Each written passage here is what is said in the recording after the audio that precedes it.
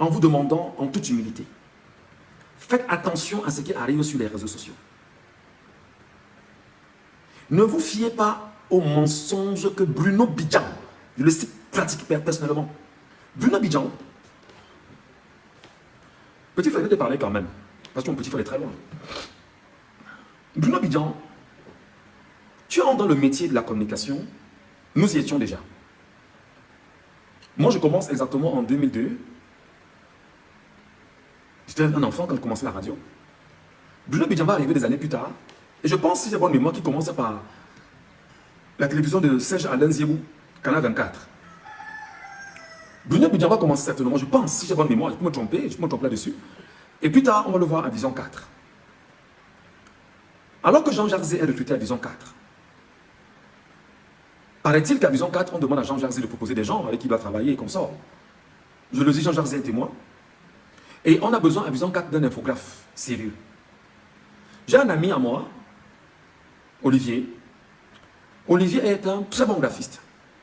Et Jean-Jacques, avec qui nous traînions déjà entre-temps à Yaoundé, me demande si je connais un bon graphiste. Il dit oui, j'en connais, il y a quelqu'un de très bon là. Et il me dit, bah, en revenant donc avec lui, écris aussi la demande, Michel Gatchou, Chris Bobby à l'époque, et tu viens, on va étudier ta demande au niveau de la maison parce qu'on a besoin des animateurs ici, etc., etc., etc., etc., etc. Il me souvient qu'à l'époque, il y avait Thierry Farr qui travaillait là-bas. Et un certain nombre de personnes là qui bossaient là-bas.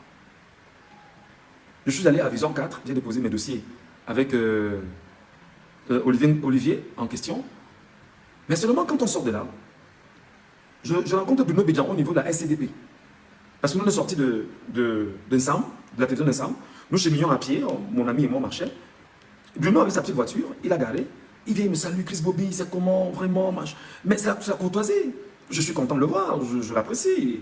Il me dit, non, mais gars, on a besoin de gars ici, il faut que tu viennes travailler. Il faut que tu viennes, c'est ici, tu dois être ici et tout.